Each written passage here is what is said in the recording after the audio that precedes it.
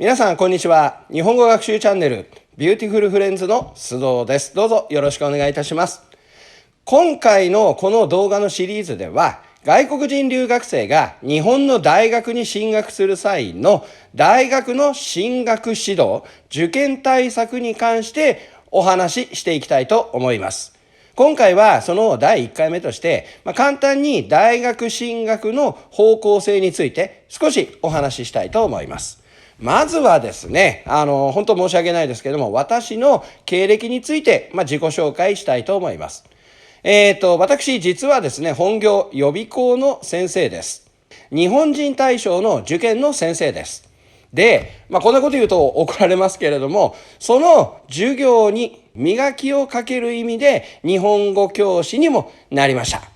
で、日本語教師始めたのが1996年からなんですけれども、最初はね、そんなに続かないかなと思ったんですけど、気がついたら今の今までずっと日本語教師やってます。で、当然私も養成講座出ましたので、最初の頃はですね、日本語の初級の学習者さんを指導するなんてこともあったんですが、途中からですね、この先生は中上級の授業の方が面白いっていうことになって、中上級を受け持つようになって、さらにはですね、大学に進学するっていう希望者がたくさんいらっしゃいましたので、大学への進学指導等にも参加するようになりました。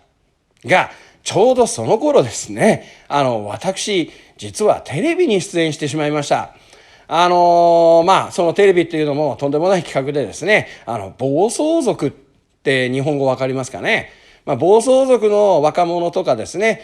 いわゆる言葉悪いんですけど、不良と呼ばれる若者たちを構成して、大学へ進学させようなんていう、ちょっと考えただけでね、とんでもないテレビ企画だったんですが、そこの学習指導員として、参加いたしました。企画に参加しました。そして、その企画の中でですね、さんが全面的に私を支持してくれて、私に一任してくださって、で、私がもう徹底的にいろいろと学習指導するんですけれども、ですね、当然、暴走族とか不良の血の気の多い若者ですから、一緒に、っていうか、そちらの方が主人公だったんですけども、超怖いですね、武道家の先生がね、ホームラン級のバカーとかって言いながらですね、生活指導の方されてましたけれども、学習指導の方も全力でぶつかることができて、なんとですね、その暴走族の方からですね、大学合格者を出してしまったんですね。テレビ局側としてはもうすごい大喜びですね。最終回はすごく感動的に仕上がっててですね、視聴率見るとね、3000万人の人が見て涙しましたよなんて言ってくださいましたけれども、実はその日本語学校の学院長、女性だったんですけれども、その校長先生ですね。校長先生もそのテレビを毎週見ていて、最終回感動したって、おっしゃっていただいたんですが、ある時呼び出されてですね、一言。暴走族の若者を大学に合格させられるなら、留学生なんて簡単でしょの一言で、私が留学生の進学指導を全面的に担当するようになりました。そんないきさつがありました。で、当時はですね、まだまだ外国人留学生の進学に関する情報とか、そういう関係の本とかで参考書、問題集っていうのが、なかったんですね。あっても、全然とんでもないこと書いてあったりですね、これインチキじゃねえのみたいなですね、大嘘書くような本もあったりとかでですね、そういったものが一切当てにならないということで、教科書も私が執筆してですね、自作してみたりとか、情報なんてのも日本人の受験生の方から流れてくる情報と照らして、外国人留学生の進学指導、受験対策を行ってまいりました。他の動画でも言ってる通りですね、これですね、何度も出てますけれども、毎回アンケート取ったりですね、試験終わった後のヒアリングとかして、データを積み重ねていって、当時はまだ開かれてなかったっていうこともあったんですけれども、すごく驚異的な進学実績を出すことがおかげさまでできまして、その後ずっと外国人留学生の大学進学指導を中心にやってまいりました。そんな私の方からですね、これから日本の大学を目指そうという外国人留学生たちへの、アドバイスといいますか、またできればですね、先生方も参考にしていただけたらみたいなお話をしていきたいと思います。どうぞよろしくお願いいたします。ということで、初回ですので簡単にお話ししていきたいと思います。はい、まず大前提です。外国人留学生が受験する大学の入試は特別選抜入試で実施されます。まずこれをしっかりと確認しておいてください。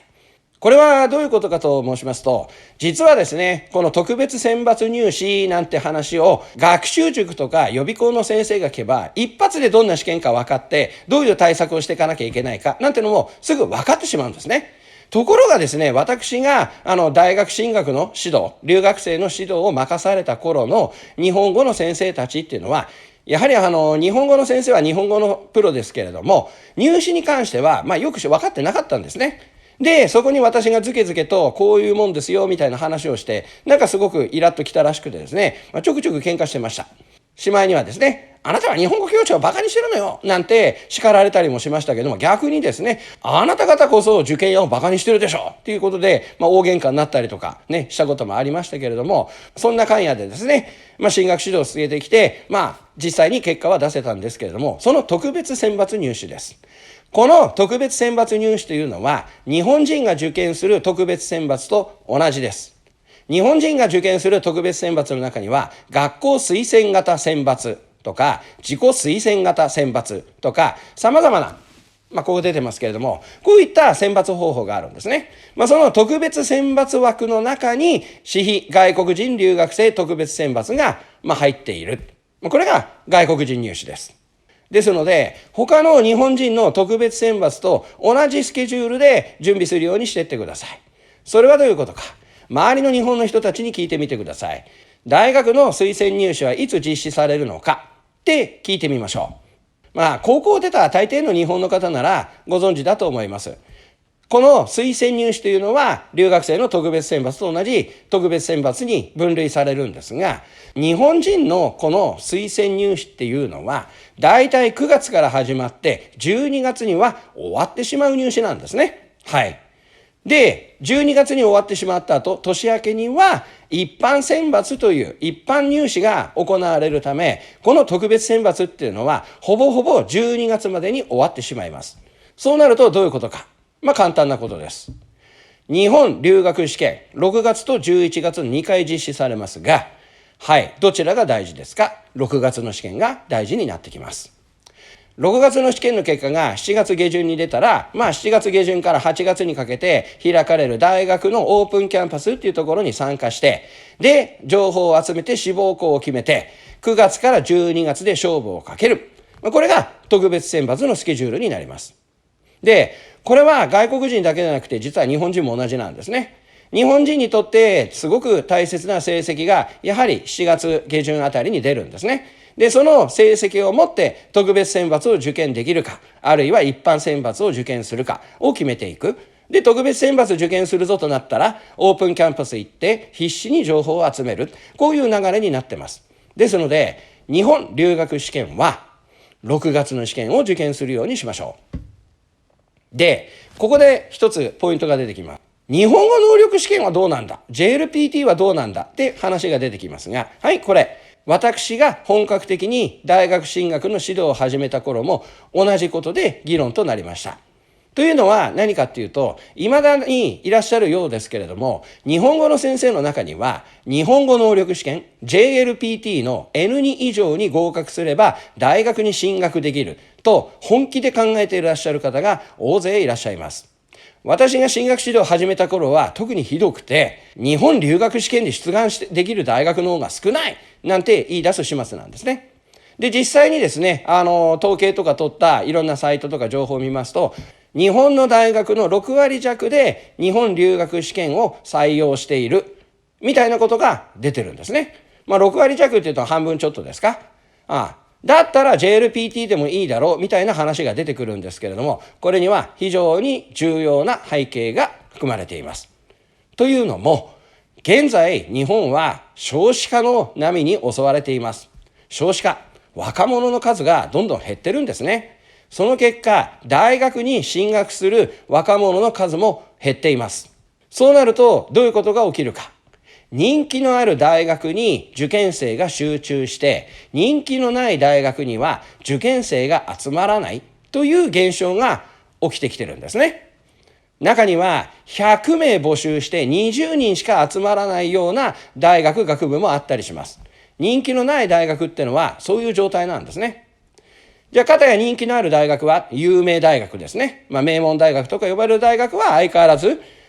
勉強ができる人しか入れない非常に難しい大学となっていますが、人気がない不人気大学はどんどん簡単になっています。そういった人気のない大学が学生が集まらないということで、留学生を集めようと力を入れ、日本語能力試験でも出願できますよみたいな形で募集活動をするんですね。ですので半分ちょっとが日本留学試験を採用している。じゃあ残りの大学はというと、ほとんどが不人気大学になってしまいます。不人気だからといって大学質が悪い大学とか悪い大学かっていうとそうでもなくてですね、その不人気の理由っていうのもほとんどが立地、大学のある場所が原因だったりするんですね。実際に私も日本語の先生の資格、日本語教育能力検定試験に合格しましたけれども、その試験を受けた大学っていうのはあまり人気のない大学だったんですね。で試験会場に行ったんですけれども、電車で1時間以上で駅からさらに30分以上バスに乗って行く、しかも大雨の日だったんですね。ずぶ濡れになりながら行って、もうこんなとこ来たくない頼むから受かってくれって言ったら受かってたんですけど、合格してたんですけれども、それくらいちょっと通うのが不便な場所にあるような大学はやはり人気が落ちてしまうっていう感じですので、そういうのが気にならない方でしたらぜひですね、不人気大学だなんてことをね気にしないで進学するのも手ですけれども、日本留学試験を使う大学はほぼほぼ有名大学、一般私立大学だと考えて間違いありません。とは言いましたけれどもですね、例えば美術系の大学、芸術系の大学とか特別なね、スキル系の大学とかっていうと、日本留学試験よりも日本語能力試験をですね受験出願資格にしているなんて大学もいくつかあるんですけれども、ほとんどが日本留学試験が大事で、もし本気で日本の大学、名のある大学を目指そうとしたら日本留学試験6月の試験を頑張るようにしましょう。続いてですね、特別選抜の特徴をお話しします。特別選抜入試というのは基本絶対評価が原則となります。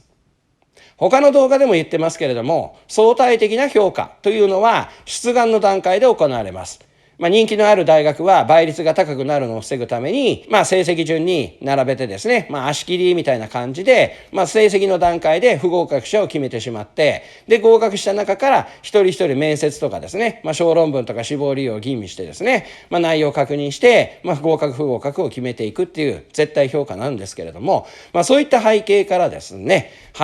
日本留学試験で何点以上取ればこの大学に合格するということはありえません。ありえません。これは特別選抜の常識です。出願者の数とかその年の状況によって合格不合格が左右されるというのも特別選抜入試の特徴です。というのも何かって言ったらですね、日本留学試験の日本語100何点しか取れない、それ103とか104とかそんな点数だったと思うんですけれども、それくらいしか取れなかった留学生がいたんですね。でその留学生はどうしてもですねマーチ、他の動画でも言ってますけれども、日本の東京にある有名私立大学のマーチ以上の大学に行きたいということで、ある大学に出願したんですね。103点か104点で。でもう無理だよとか周り散々言ってましたけど、いいから出せって出させたんですね。で出させた結果どうしたかって言ったら、彼合格しました。合格しました。出願制限がなかったんですね。その学部は出願制限がなかったんで何点でも出願できたんで、彼は103点だか4点で出願して合格しました。でもちろん英語の試験もあったんですけれども、英語の試験もあんま良くないって言ってたんですけども、それでも合格しましたね。で会話が上手だったんで面接は問題なく面接官にも気に入られたんだと思うんですけれども、これが特別選抜入試です。合格しちゃうんですよ、そんな点数でも。その年の状況、その年の出願者によって合格不合格決められないんですね。だから例えば有名大学のなんとか大学は日本留学試験で何点以上取らないと無理だよ、こんなのは信用しないようにしましょう。その年の状況によっていくらでも変わりますと言いましたが、実はその彼ですね、100何点かで、合格した彼のその受験の年って実はコロナだったんですね。コロナで出願者が彼しかいなかったそうです。だから受かったんでしょうね。はい。こういうのも状況を把握するのが受験屋さんのお仕事で、予備校とか学習塾では普通にやってると思います。かと思えばですね、また留学ブームなんてのが起きてですね、志願者が殺到してですね、募集10人のところに300人ぐらい出願するなんていう場合ですと、やはりね、成績、そこそこの成績でも合格は無理だろう、みたいな状況になってくるっていうのが、特別選抜ですので、もうあらゆるですね、ことを想定しながら出願するようにしてってください。で、肝心なことは何か。他の動画でも言っていますけれども、やはりですね、成績大事です。成績本当は大事ですよ。それで足切られたらですね、面接も受けられないですから、留学試験の成績は1点でも多く取るように指導していますが、最終的にはやはりその受験生の人柄とか、考え方、ものの見方、思考力、判断力、表現力を見てくるんですね。ですので、私なんかは、まずは、今ちょうどゴールデンウィーク、5月のゴールデンウィーク中ですので、それ終わったら、6月の留学試験まで、とにかく留学試験対策頑張れって頑張らせて、で、留学試験が終わった途端に今度は中身を頑張れということで、小論文とか志望理由の対策授業っていう形で、お話ししてるんですけれども、はい。こちらの動画、ちょっと時間長くなりましたけど、ここで一回ですね、おしまいにしてですね、次の動画からはですね、その小論文対策、志望理由対策に関わる、普段私が授業しているようなお話を、動画としてアップできたらなぁなんて考えていますので、ぜひご期待いただけたらと思います。とは言ってもね、次いつ動画アップできるか分かりませんけれども、頑張ってアップしますので、よろしければですね、チャンネル登録、またいいねなんてのを押してくれて、次の動画出るまで、待っていただけたらと思いますので、どうぞよろしくお願いいたします。よろしければチャンネル登録をして、次の動画のアップまでお待ちください。